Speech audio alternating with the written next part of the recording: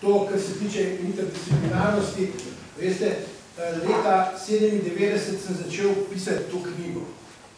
In knjiga je nastajala od znotraj, je rasla, vključeval sem vedno nove primere, nova poglavja in v bistvu primer, ki je nujen v tem poslu, se pravi primer multidisciplinarnega pristopa. Tako vključuje, ima 19 poglavij, ki so vsaka od teh poglavij je v bistvu samo nakazani problemi in prve rešitve in vsaka od teh poglavij zahteva podrobnejši študij ljudi, ki se na to specialno lahko s tem ukvarjajo. In to v bistvu pomeni 19 dobrih doktoratov. To ne govorim zato, da bi hvalil knjigo ali pa reklamiral knjigo, ampak kot primer takega multidisciplinarnega pristopa. Tukaj so bi dopolnil še, mogoče on ni omenil dosti, pomen te druge komunistične primerjave, to se pravi študij teh narodnih izročil, narodnih pesmi, potem etnološki del je zelo pomemben, to se pravi, to boste videli v mojem nadaljnjem predavanju, to se pravi etnologija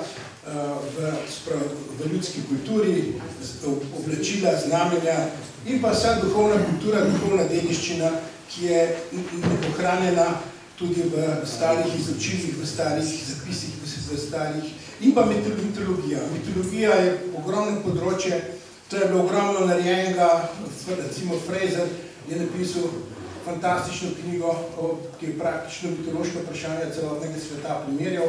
In pa primerjalne vede, se pravi primerjalno jezikoslovje in pa primerjalna arheologija, eksperimentalna arheologija, vse te zadeve so zelo pomembne. Arheologija sama je, kot sem jaz študiral, je bila še tista stara arheologija postojela.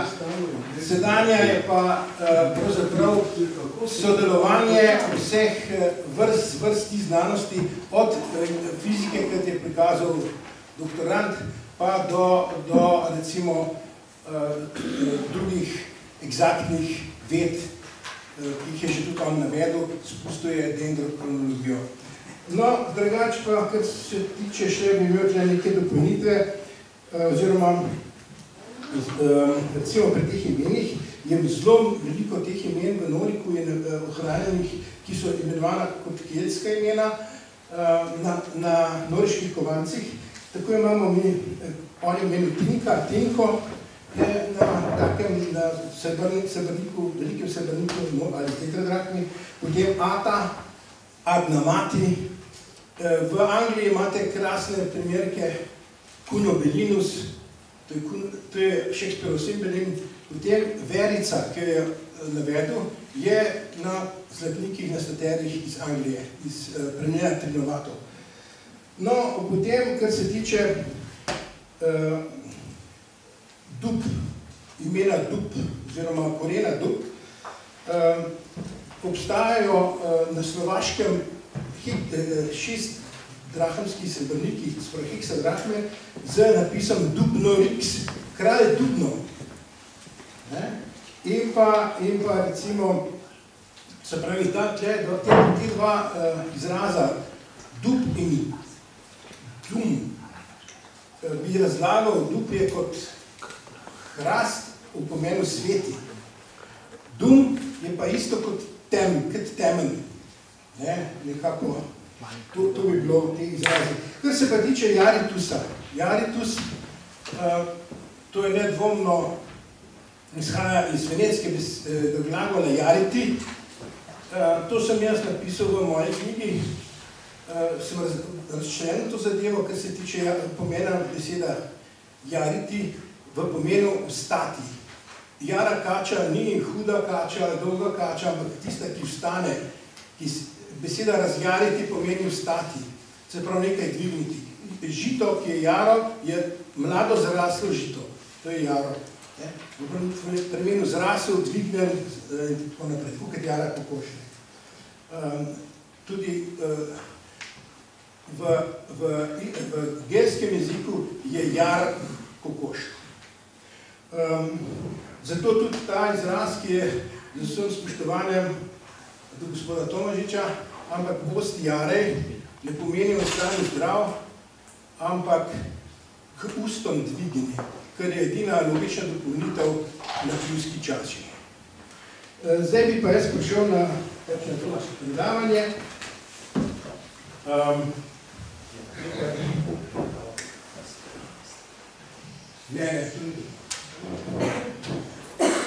No,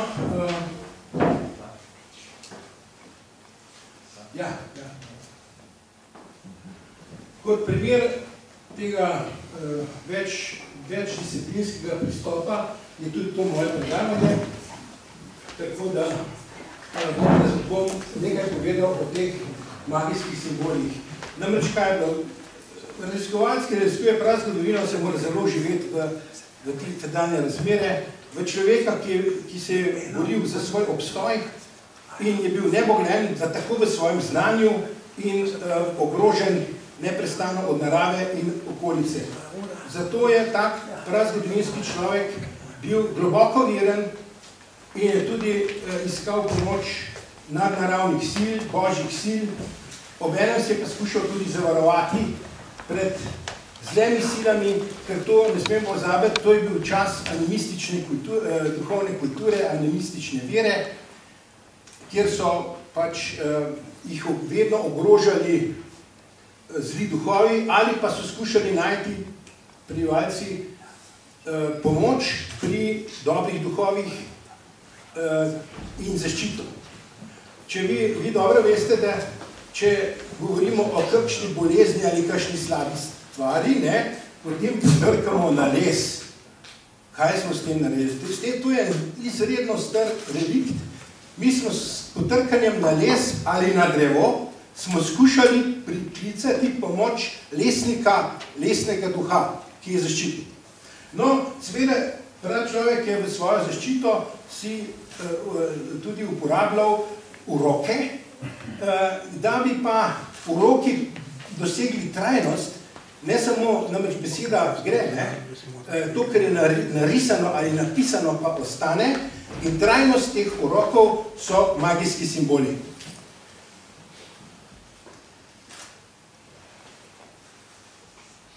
No, te magijski simboli, ki so znani že iz mezolitika, bomo tudi enega takega prikazali, in pa iz zgodnjega neolitika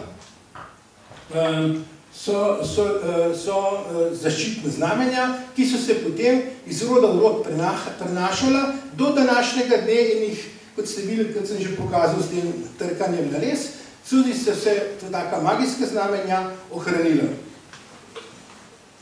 No, vrste, zdaj jaz se bom omejil, teh magijskih znamenj je ogromen in teh simbolik je ogromen. Jaz sem tukaj, ker sem omejen s časom, sem tukaj napisal vrste magijskih simbolov, ampak mi bomo samo od 1 do 4 bomo potem razčlenili. In sicer, poglejte, no, se to bom jaz še sprot pripovedoval pri slikah, tako da gremo lahko kar po vrsti in sicer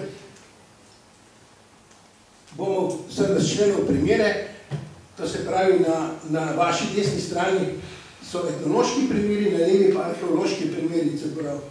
Iz arheoloških primeri grejo v kontinuiteto do današnjo ohranjenih etnoloških primerov.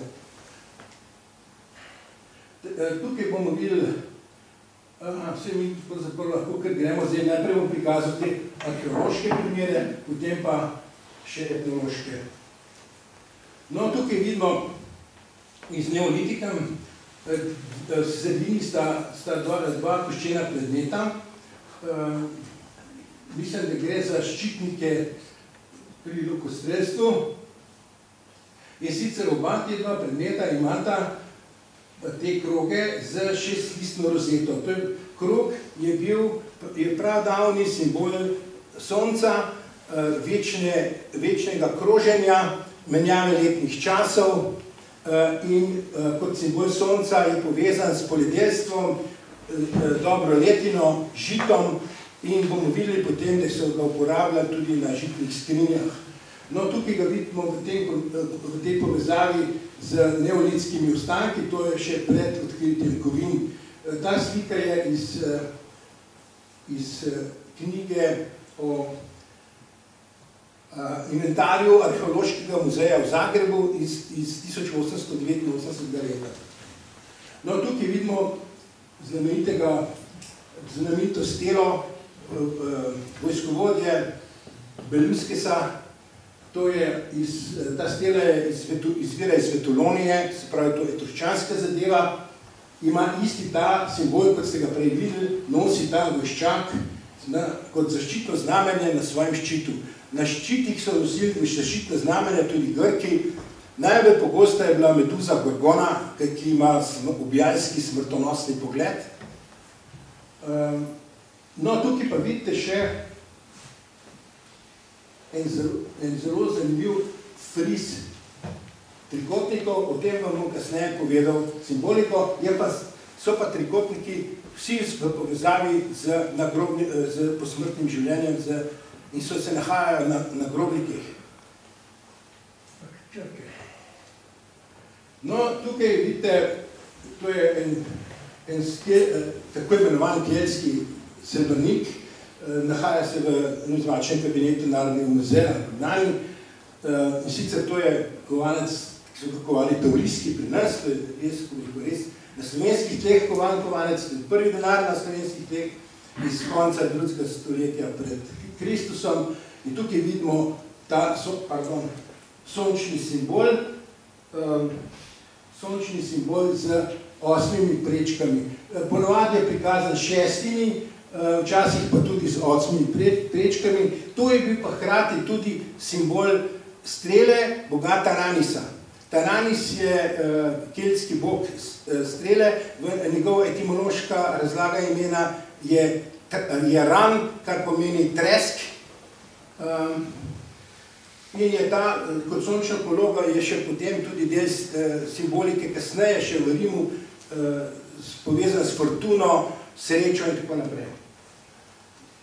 No, tukaj vidite zgornji kapitel cerkve v Inihenu, to je cerkev svetega Kancijana v Inihenu, ki nosi ta simbol, in pa tukaj vidite novec koroškega, to se pravi slovenskega vojvode Bernarda Španheima, ki je imel svoj dvor in kovnica denarja v Šentvidu na Koroškem, in ta kovanec je koval 106-listno rozeto z dodatkom teh pik. No, tukaj vidite ostanke besede vajt, sankt, vajt, no, isti simbol, to se pravi, vključno s temi pikami, pa se nahaja na teh nečkah. Nečke, to so za mešanje kruha, to se pravi povezano z žitom, povezano z kultom sonca, in kot tako zaščitno znamenje je popolnoma ohranjeno identično, hkrati pa še v povezavi z rastlinskimi simboli, to se pravi simboli rasti. No, to je močno povečan detalj, ravno tako iz nečk, zato s tem simbolom, šestokrakim simbolom. Kasneje po kristjanjevanju so ta simbol spremenili v kristogram.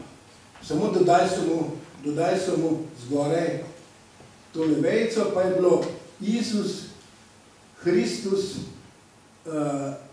Rex Judorum, ali nekaj tazga, mislim. Tako. No, potem tukaj vidite, ravno tako pri teh nečkah vidite simbole rasti. To se pravi, to je nek zagovor za dobro letino, za kruh. Daj nam danes najvsakdanji kruh. No, ta primer je iz Škofjeloške skrinje iz leta 1685 in tukaj vidite tudi ta 6-listno rozeto. Imel sem eno srečanje z etnologi in to je bilo v Slivnici pri Šentjurju in tam sem se srečal tudi z neke gospe, ki pletejo, ki kleklajo, pa ki delajo štukature v prte in so rekli, to so pa naše rožice. Se pravi, ta stvar je še močno zakorenjena v ljudski kulturi. No, tukaj vidite znamenito skrinjo. Ko sem to skrinjo zagledal, sem dobesedno zmoril. Tukaj to skrinja je tožitna skrinja prekmurska iz muzeja v Murski Soboti in ima tle pač to šestlistno rozeto, sončni simbol. O ostalih simbolih bomo pa še govorili. Ta skrinja ima zelo močno zaščito. No, ljudska kultura se je ohranila tudi pri pirhih. Pirhi so, jajce je simbol rojstva, vstajenja, novega rojstva in plodnosti. Zato je Velika noč, ki je bila poganski simbol plodnosti, pozna tudi pirhe. In te pirhi so izredno stara tradicija. To, da so stara tradicija, nam pa dokazujejo te stari okrasi na pirhih. Namreč nekaj moram povedati, to je leta 1923 je Sič izdal knjigo o teh slovenski ljudski umetnosti in med njimi je tudi en snopič, ki prikazuje samo pirhe. Se pravi, vsi ti pirhi niso zrasli na domišljiji sedanjih ljudi, ampak izvirajo iz tradicije. Da so pa zelo stari, pa dokazujejo te prastari simboli. No, tukaj vidite šestlistno rozeto na tem pirhu. No, te ostale simbole si boste pa tudi še srečali, to so pa simboli rasti, vejce, potem peščene ure, križa, križ je simbol življenja in pa simbol središča, oziroma kaže simbol vseh smeri. Ampak o križu nisem govoril, ni predmet današnjega srečanja. No, tukaj je pa zelo pogosto ta simbol, ki je v bistvu šestlistna rozeta v kvadratu. No, potem drugo poglavje so mavrični loki. V prazgodovini je človek bil odvisen od narave. Nekaj najbolj groznega je doživeti strahotno nevihto, neurje, vihare in tako naprej, ko so treskale strele in po take nevihti pa se z nebo zjasni in pokaže se širok lok mavrica ali pa celo dvojna mavrica. Ljudje so si pač niso mogli to drugače razlagati, kot nevihta je božja jeza, vrhovni bog meče strele, potem pa se pokaže Bog sam v največji veličini kot lok, kot božji prestol in tudi mavrico se imenuje v naši ljudski kulturi božji prestol. V Angleži rečejo rainbow, deževni lok, Nemci regenbogen, bogen, bow, to je vse istega izvora kot beseda bog, obok. In tudi takrat, ko je strela udarila, so šli po ogenj, ki je zanetla ogenj in ogenj je bil dar bogov, ki ga je Prometej ukradil. In beseda ogenj etimološko izhaja iz bogen, iz vogen po ljubljanski, oziroma stari. In tudi beseda ignis, agni, vse to je iz tega izvora. No, tle si bomo pogledali pač arheološke primere najprej.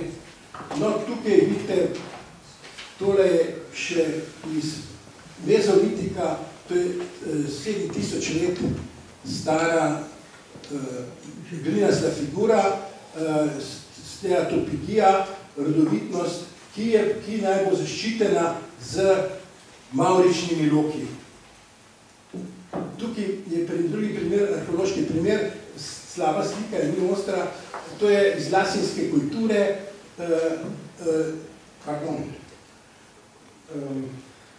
tukaj vidite pač te točno 7 je teh črt potem pa še ta žar tukaj.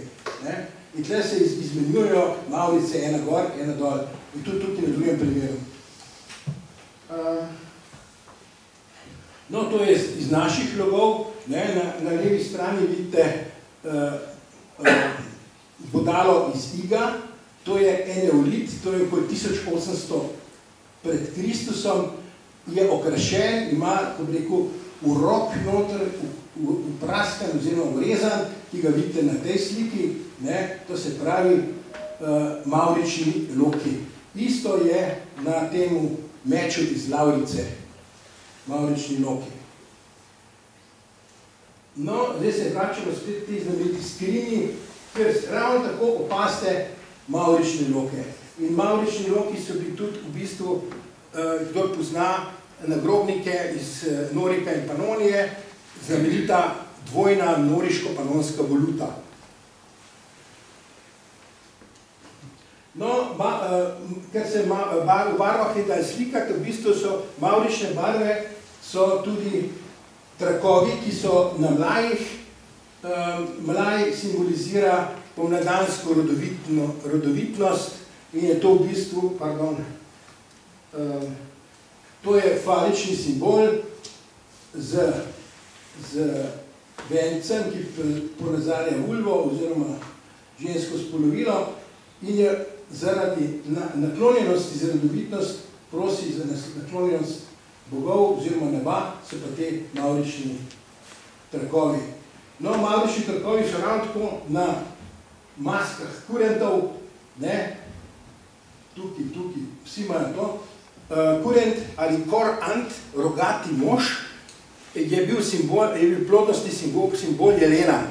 Se pravi, totemski simbol plodnosti jelena. Jelen je veljal kot simbol plodnosti in tudi Artemida je vedno upodobljena z dvema jelenoma. Tukaj vidite ravno tako te trakove pri škoromatih, to je ravno tako pustno pomladansko praznovanje. To so ta posnetek je iz Liga pri kanalu, se pravi tale, tle, lokalnem. No, na poroko vabi pozvačin z rogom in pozvačin je ravno tako oblečen v te trakove in ima tudi klobuk iz raznobarvnega cvetja. Ta drugi je pa takrat 50 let strl in zdaj se vidi razliko. To je arheološki posnetek. No, tukaj vidimo pa dve veseli nevesti iz Rezije.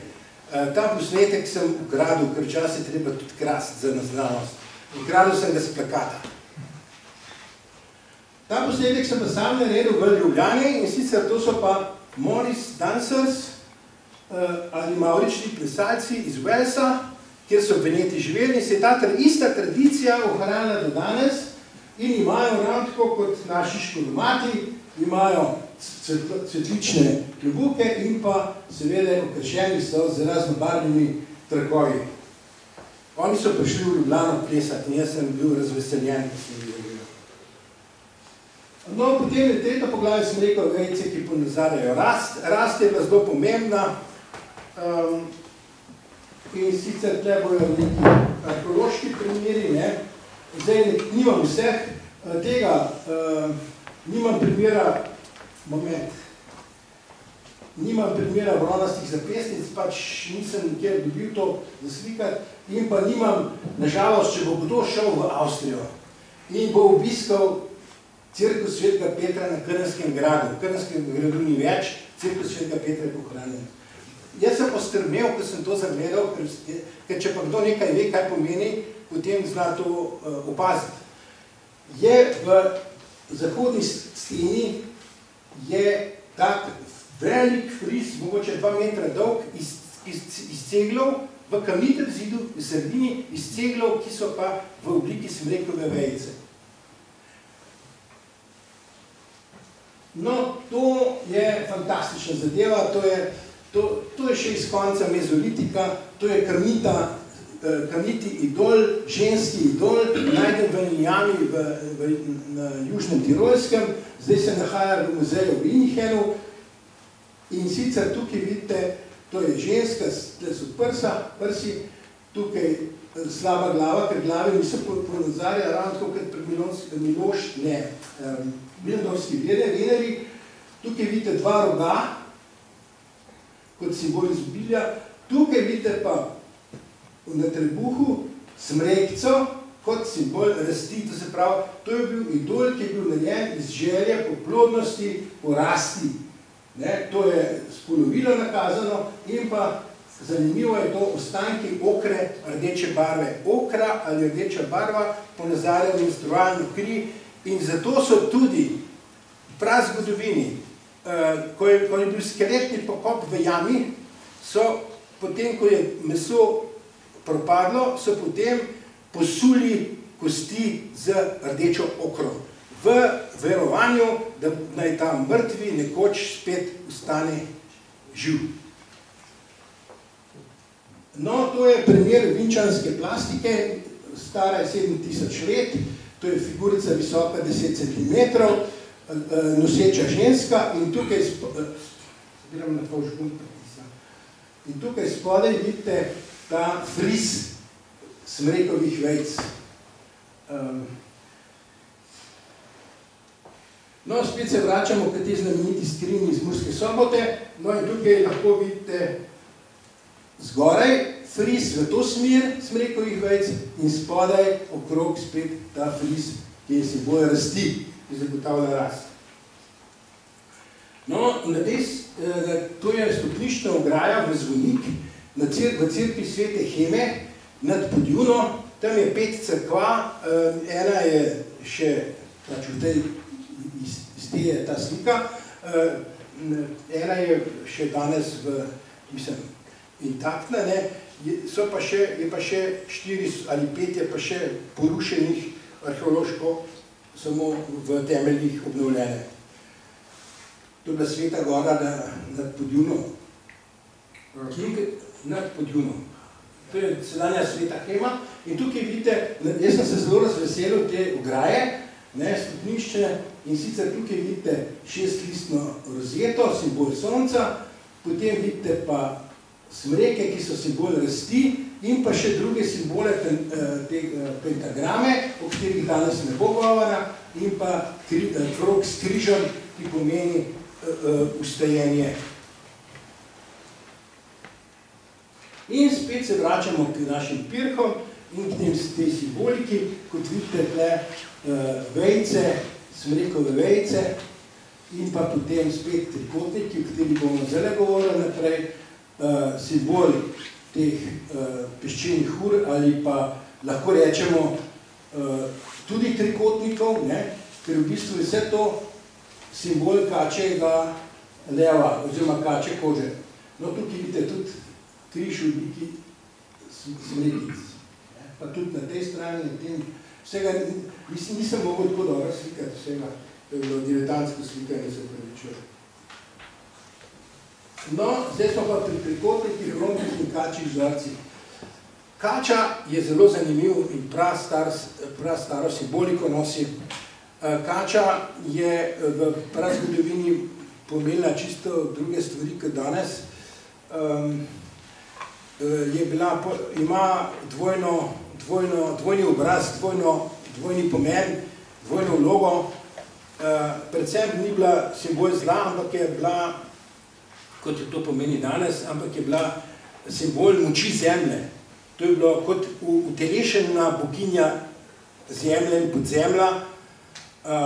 Bila je pa tudi kot vladarica zemlje, tudi zaščitnica rodovitnosti zemlje. Zemlja, beseda zemlja je prastara in je povezana z imenom seme, ki gre v zemljo. Torej, kača kot tako je tudi simbol plodnosti in zdravilstva. Kaduceus, ta simbol, ki ga nosi palica, ki ga nosi Merkur ali Hermes, je iz 2 kač, ki se vzpenjata na palico. Ta palica boga Merkurja ali Hermesa pa ponazarja drevo življenja. Seveda je palica z kačo je tudi simbol zdravništva, ker je pač grški bog zdravilstva Eskulap je pač nosil tako palico kot svoj, ne samo simbol, ampak je pač kača je bila takrat, ko bi rekel, del zdravilstva, namreč v Asklepionih, v svetiščih so kače izsesavale gnojne tvore, ker takrat niso poznali antibiotike, ampak slina kače pa verjetno antibiotična in so izsesavale kače gnoj iz ran bolnikov. No, zdaj gremo na arheološke primere. To je schema najprej raznih teh frizov in ornamentov. Tukaj bi podaril nekaj, ne. Vse do danes arheologi v svojih knjigah pišejo o ornamentih na neolitskih posodah. Poslušajte, prosim vas, v neolitiku niso krasili posod zato, ker se jim zdela brez ornamenta dolgočasna, da bi jo popestrili, ampak iz strogo, ko bi rekel, verskih oziroma strogo ritualnih namenov. Ta predmet so zaščitili z magijskim znamenjem in s tem so ga naredili, to magijsko znamenje je potem trajno ščitilo predmet, namen in nosilca. Slika je pač obrnjena, kot je obrnjena, prikazuje, ta posoda je iz Lubniškega Kevdarca pri Škofji Loki in ima krasen primer smrekovih vejic kot simbol rasti. To je pa iz Hernjevca kot primer tega kačjega vzorca. No, seveda, ta kačji vzorc je bil tudi na orožju in orodju. Tukaj vidite primer ene britve iz Gradac. V arheološki literaturi sem zasledil najmanj 10 takih britev, to je iz bronaste dobe, to je tam okrog 1200 pred. In sicer vse, brez izjeme, imajo zaščitni kačji vzorec. Vse, verjetno so se bavili, da bi se kdo pri briti urezal. No, pa smo na naših tleh spet, na Ljubljanskem barju, to je Dežmanova posoda iz korišča pri Igu in sicer tukaj vidite rombe, 4 rombe. Romb je simbol rodovitnosti, ženski simbol, ker ponazarja pač žensko spolovilo. Tukaj vidite tudi, da to še ni bil neolitik, ampak res še neolitik, kamena doba, vidite zobje medveda. No, to je pa znameniti Gdoj iz Ljubljanskega barja, kjer je ponazorjena boginja odeta v plašč. Plašč je pa nosil okraske. Mi pozabljamo na oblačilno kulturo. Oblačilna kultura je kultura, ki izgine, ki ni trajna. In k sreči se je na slikah kasnejših obdobij, kjer so pač slike, se ohranja oblačilna kultura. No in to je najstarejši primer, da vemo za tak oblačilo.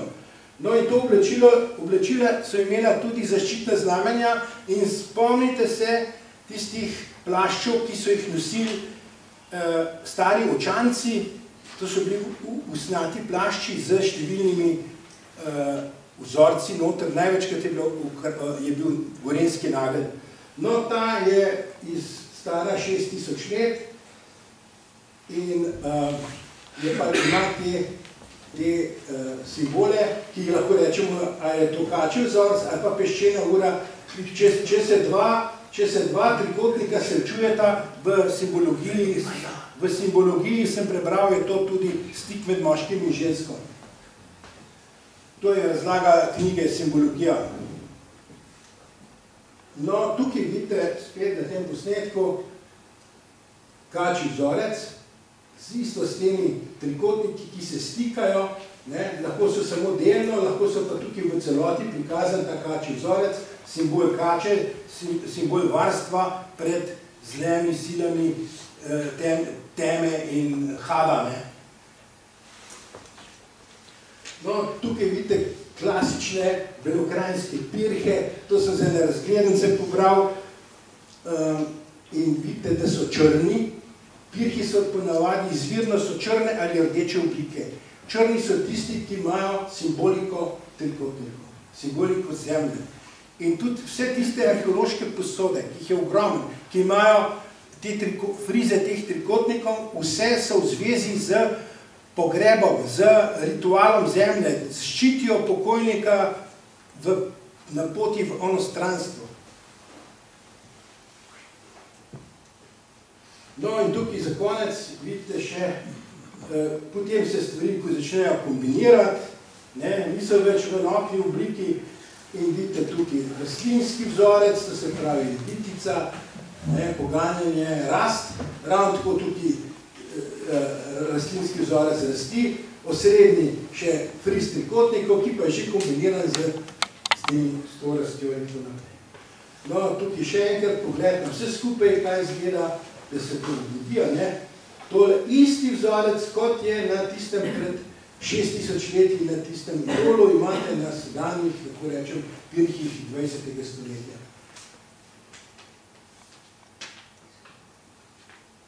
No, tudi še nekaj posnetkov. Ta je identičen s tistim rastlinski vzorci, kačji vzorci. Hvala lepa.